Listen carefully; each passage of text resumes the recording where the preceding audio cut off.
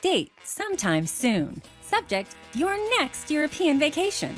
If you are an occasional American idiot like I am, you might think Mexico is simply sandy beaches, tacos, margaritas, Aztec ruins, and sombreros with a side of siesta, right? Wrong. Dear hearts, Mexico City is the most bustling European metropolis this side of a bustling European metropolis. This is non-stop Mexico City. When the universe pops your preconception for you and your best buddy invites you to his 40th quinceañera in Mexico City, you thank your lucky stars, throw a frock in a bag, and get your dancing shoes on. I know what you're thinking. Aren't quinceañeras for 15-year-olds? Yes, and for people who refuse to grow up. Mexico City reminds you that life is meant to be lived, not contemplated while experiencing chronic update envy on Facebook. Distrito Federal, aka the DF, inundated me with the je ne sais quoi feeling of Paris. Lively streets, gorgeous architecture, magnificent cathedrals, and outdoor cafes. It is numero uno for population density. And fun, apparently, because I've never had more frolic in 4 days than I had in Distrito Federal. I ate more, drank more, and tromped around more than usual because Mexico City is really fun, bitches. The streets are filled with dogs and Mexican wrestling masks for cry-eye. Okay, I only saw 2 actually, but that was 2 more than I'd ever seen ever, so I was stoked. While waltzing through the Paseo de la Reforma, I didn't care that it was modeled after the Champs-Élysées in Paris. I didn't care that the bike sharing was modeled on the Parisians' precious Libre system. Why? Because I was way too entertained by a city that is insanely happy-making. And the Louvre has a pyramid that was probably modeled on some Mayan shiz. Let's be honest. With that said, I invite you to think of Mexico City as your own personal Parisian piñata, dispensing tequila and candy.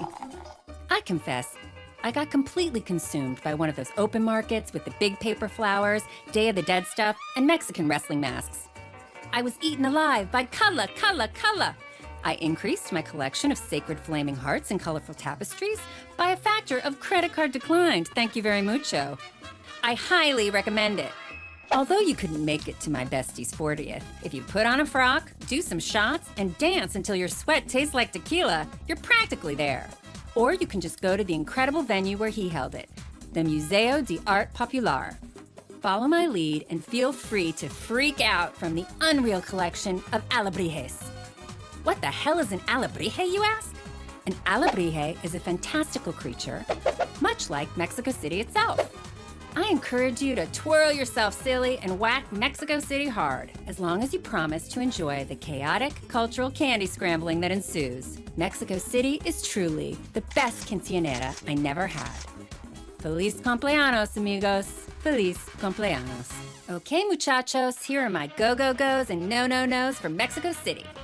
Go see the Museo de Art Popular for Day of the Dead art and alebrijes ad nauseum.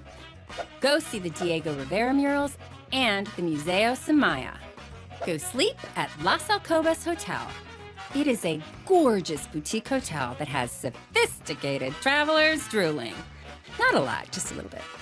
Go eat at Rosetta Restaurant. Stuff yourself silly on the best Italian food outside of Italy. What? Italian food in Mexico City? Yes, relax and trust me. Go shop at one of the many amazing outdoor markets. There is not a bad market to be found, I promise. No bling. Leave the family jewels at home, kids. No lettuce or street food or tap water, let's be honest. And no drinky fasty, silly. The altitude will get you drunk faster than you can